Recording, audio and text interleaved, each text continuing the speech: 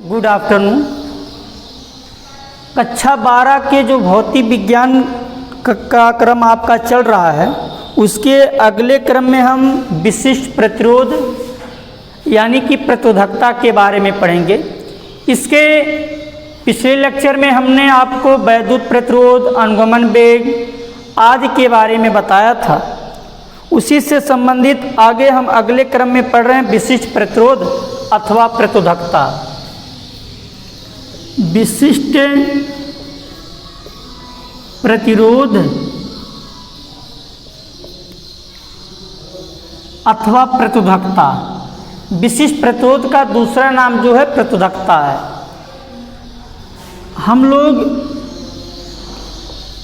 इसका जो सिंबल भाई, इसे रो से प्रदर्शित करते हैं। रो सिंबल का नाम है रो, इसे रो से प्रदर्शित करते हैं।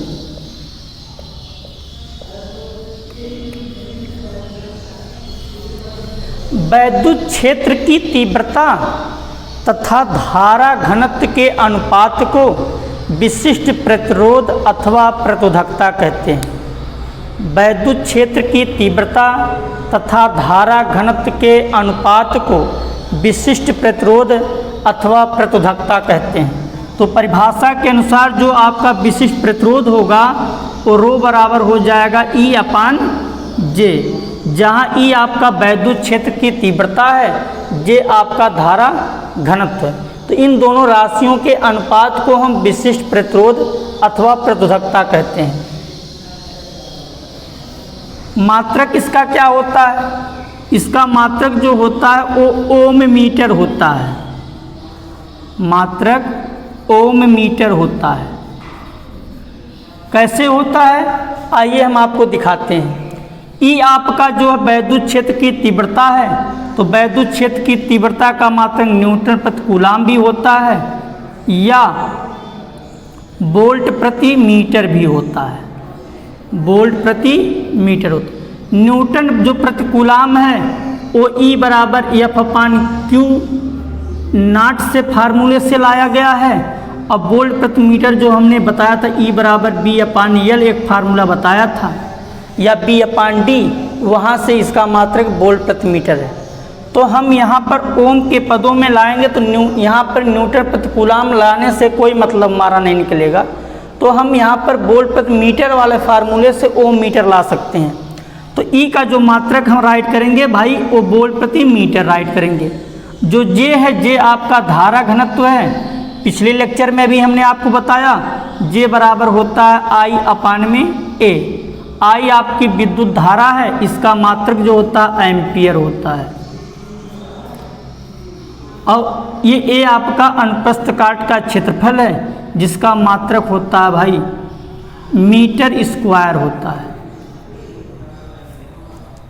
तो इसके जगह E अपान J है, E की वैल्यू आप मात्रक इसका लाए हैं वोल्ट प्रति मीटर अपान J का मात्रक एम्पियर प्रति मीटर।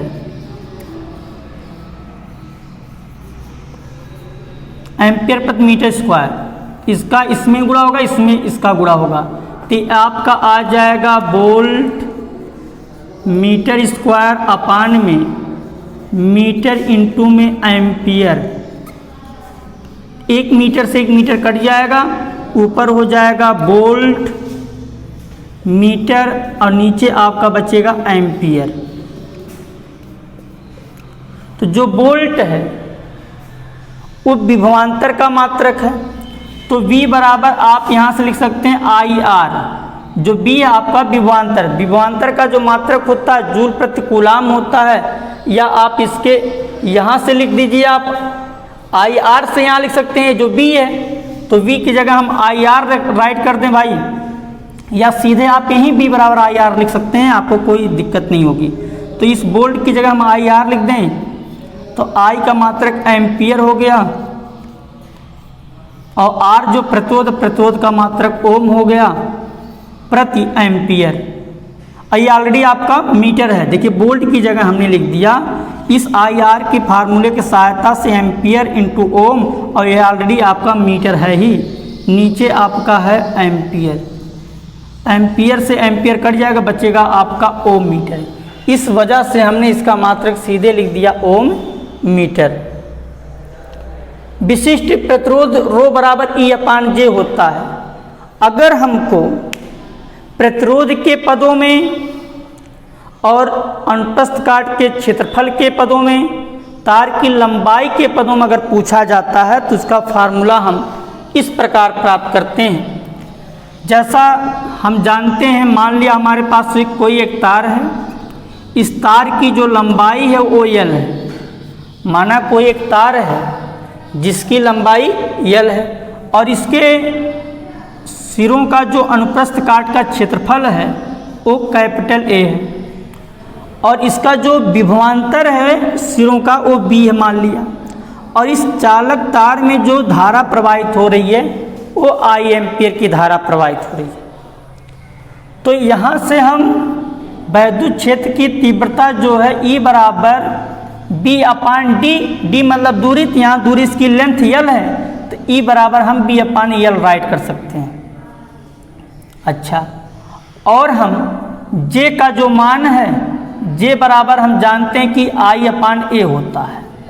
ये आपके वैद्युत क्षेत्र की तीव्रता है, तो वैद्युत क्षेत्र की तीव्रता E बराबर B/L, धारा घनत्व J बराबर I/A।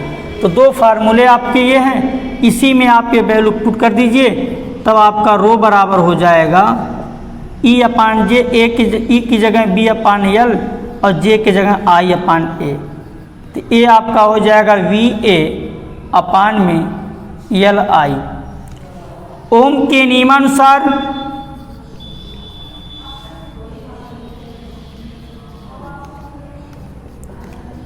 V बराबर IR रखने पर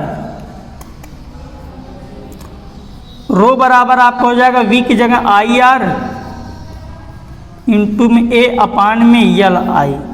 तो I से I कट जाएगा, बचेगा RA/L। तो ये आपका हो जाएगा रो बराबर RA/L। ये विशिष्ट प्रतिरोध का एक दूसरा मात्रक है। पहला सूत्र जो है, सूत्र है रो बराबर E/J और रो बराबर RA/L। तो हम यहाँ से भी मात्रक इसका हमने निकाल कर आपको दिखा दिया, ओम मीटर होता है। अगर आप यहाँ से ज्ञात करना चाहेंगे तो भी मात्रक आपका ओम मीटर आ जाएगा। प्रतिरोध का मात्रक ओम होता है, क्षेत्रफल का मात्रक मीटर स्क्वायर, लंबाई का मात्रक मीटर। 1 मीटर से 1 मीटर कट जाएगा, ओम मीटर आपका मात्रक बच जाएगा। इसी प्रकार विशिष्ट प्रतिरोध के बाद हम विशिष्ट चालकता के बारे में पढ़ते हैं। जो विशिष्ट चालकता होता है वो विशिष्ट प्रतिरोध का व्युत्क्रम होता है। जैसा हमने आपको पीछे बताया है कि जो विशिष्ट वैद्युत प्रतिरोध आपका है उसका व्युत्क्रम वैद्युत चालकता कहलाता था। वैद्युत प्रतिरोध का व्युत्क्रम वैद्युत चालकता कहलाता है। ठीक उसी प्रकार विशिष्ट प्रतिरोध का व्युत्क्रम विशिष्ट चालकता कहलाता है। तो विशिष्ट चालकता जो होता है भाई, इसको हम लोग सिग्मा से व्यक्त करते हैं। इससे सिग्मा से प्रदर्शित करते हैं।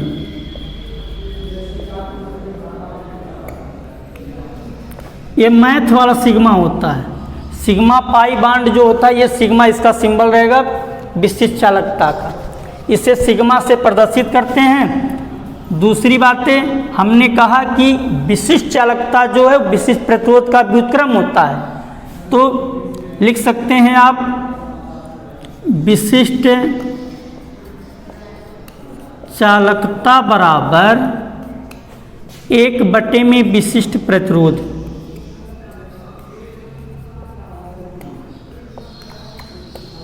तो विशिष्ट चालकता का सिंबल सिग्मा है, अर्थात सिग्मा बराबर 1 में रो। ये इसका फार्मूला हो गया।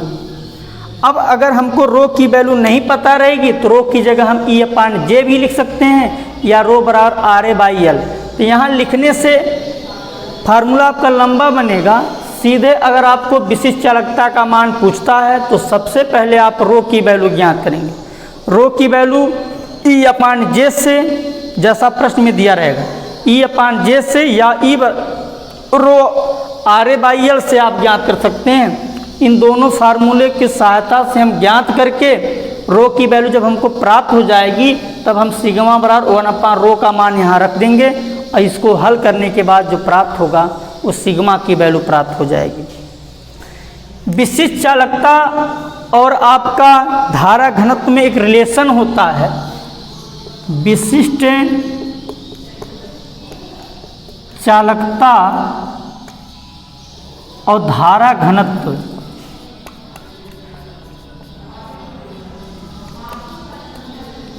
घनत्व में संबंध।